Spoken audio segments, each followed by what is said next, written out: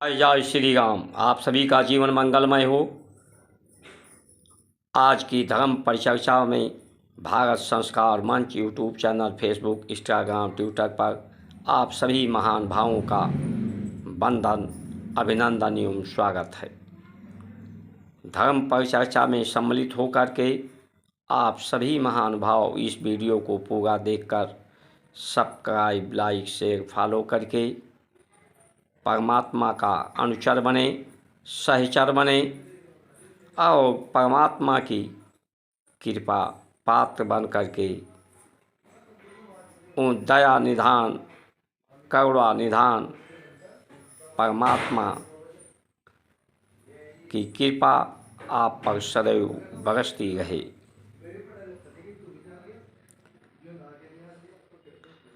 व्यक्ति का जीवन ही एक कर्ज है। कर्ज के रूप में ही ये जीवन मिला है। इस पर परमात्मा का कर्ज है, प्रकृति का कर्ज है, माता पिता गुरु ऋषियों का कर्ज है, जिन्होंने हमें जीना सिखाया है, जिन्होंने हमें पहचान बताई है, अपनी पहचान, संसार की पहचान, उसकी उपयोगिता, सार्थकता का जिन्होंने हमें ज्ञान कराया है। नहीं ये संस्कार ना होता, ऋषियों का उपकार ना होता, तो मनुष्य और पशु में कोई भेद नहीं होता। पशु के भी जो आवश्यकताएं, अवस्था है, जन्म, मरण, वृद्धि और मृत्यु, भोग, वासनाएं और भूख, वही मनुष्य की भी गुण है, वही दोष मनुष्य के अंदर है। इसीलिए हमारे ऋषियों ने रिद्धि और सिद्धि की बात कही है। रिद्धि का पर्याय ही ऋण होता है और सिद्धि का पर्याय उस ऋण से मुक्त होना होता है।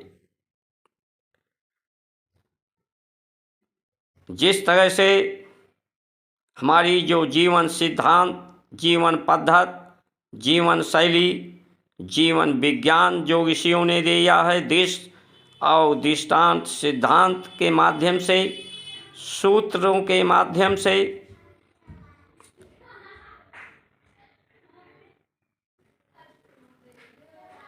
जिस तरह से सूर्य, चंद्रमा, वायु, अग्नि, जल, पृथ्वी, वनस्पतियाँ, नदियाँ, पहाड़, वन, गौ माता व्यक्ति को पवित्र करती हैं, सृष्टि देती हैं, जीवन देती हैं, संभालती हैं। इसके बदले में कुछ चाहती नहीं हैं, सिर्फ देना जानती हैं, लेने का उनका भाव नहीं होता। संसार में, संसार के गुण में गुणों को धारण करके जो बीज के रूप में होता है, जिससे विचार बनते हैं, विचारों के आदान प्रदान से ही संसार का संचालन होता है। गुण में और स्वभाव, हर व्यक्ति में दो धाराएं होती हैं, एक गुण होता है, एक स्वभाव होता है। गुण अनेक होते हैं, शरीर अनेक होते हैं, योनियां अनेक होती हैं, तत्व अनेक हैं, पदार्थ अनेक हैं, विचार इसीलिए अनेक हैं। इस अनेकता में स्वभाव एक ही है। पूरे संसार सृष्टि का स्वभाव एक है, सत्य एक है, परमात्मा एक हैं, धर्म एक हैं। इससे ये सिद्ध होता है कि सभी लोग स्वस्थ रहना चाहते हैं, सुखी रहना चाहते हैं, समृद्धशाली होना चाहते हैं, महान होना चाहते हैं, श्रेष्ठ होना चाहते हैं, सुगंधित होना चाहते हैं, सुगंध को ही पसंद करते हैं। इसमें कहीं देश, भाषा, लिंग, धर्म, पंथ, मजहब के आधार पर कोई भेद नहीं है। इसमें सभी का मत एक ही है। इसलिए हमें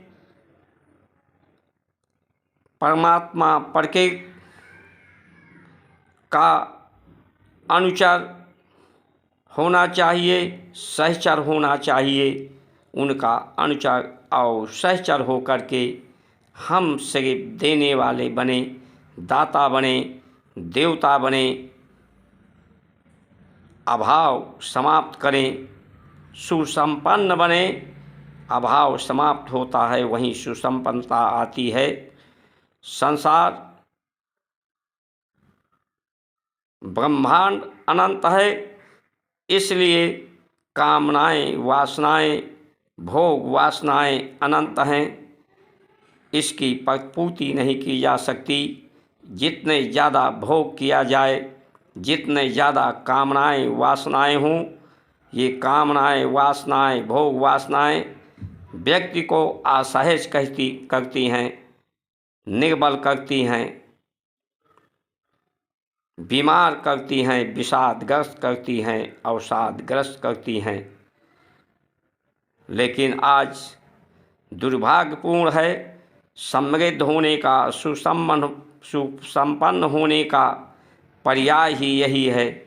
चाहे कर्ज लेकर लोग कर्जे को ही सम्मान समझने लगे हैं, समृद्धशाली और विकास की परिभाषा, मान्यताएं गढ़ने लगे हैं कि कर्ज बढ़ जाए, चाहे देश के ऊपर, चाहे व्यक्तियों के ऊपर।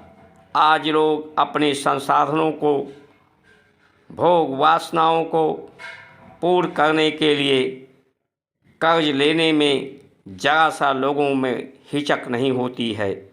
इसलिए कर्जे का अधिभार व्यक्ति में बढ़ता जा रहा है।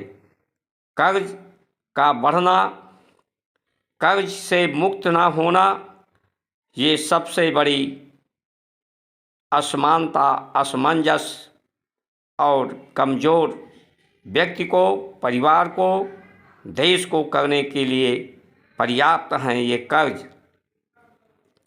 कर्ज से मुक्त होना ही इस जीवन का सिद्धांत है।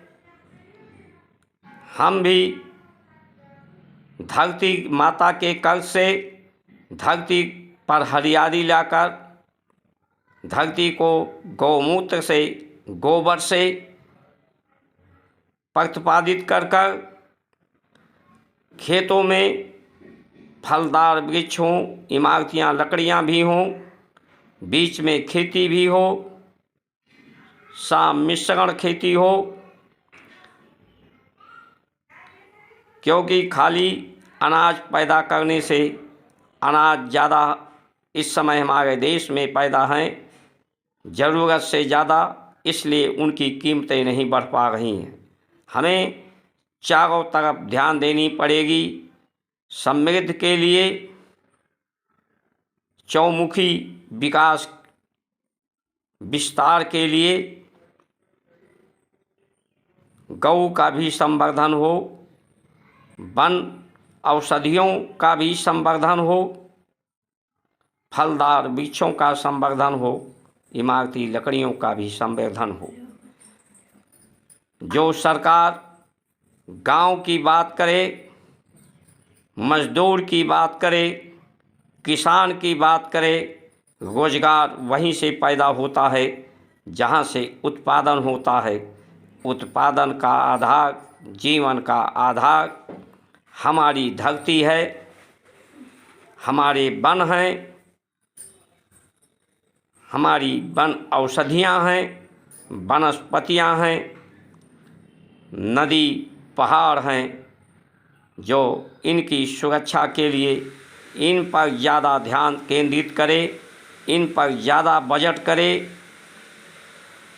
गांव समृद्ध होगा तो बेरोजगारी खत्म होगा। लोग अपनी कामनाओं, वासनाओं, भोग वासनाओं को, सुख सुविधा को सीमित करें, व्यय को कम करें। व्यय जितनी भोग वासनाएं, काम वासनाएं बढ़ेंगी, ये कैसे हमारे देश के शासन प्रशासन राजनीतिक लोग हैं जो भोग वासनाओं को, कामनाओं को, इच्छाओं को, सुख सुविधा को विदेशों से कर्ज लेकर देश को कर्ज में डुबाते जा रहे हैं, व्यक्ति को कर्ज में डुबाते जा रहे हैं, व्यक्ति को कमज़ोर कर रहे हैं, परिवार को कमज़ोर कर रहे हैं, देश को कमज़ोर कर रहे हैं। ऐसे लोगों को हमारे देश में सुयोग्य नहीं माना जाना चाहिए, इन्हें सुअवसर नहीं मिलना चाहिए मार्गदर्शन का, पथ प्रदर्शन का, कि हमारे जीवन की बागडोर, हमारे जीवन के जीवन शैली को ये निर्धारित करें। हमारे जीवन को का निर्धारण हमारे शास्त्र सम्मत निर्धारण हो, हमारे ऋषियों के उपदेश, संदेश, सिद्धांत के अनुसार हो। इसी में सभी का हित है, सभी का कल्याण है। इन्हीं वचनों के साथ आप सभी का सुमंगल कामना करते हुए जय श्री राम।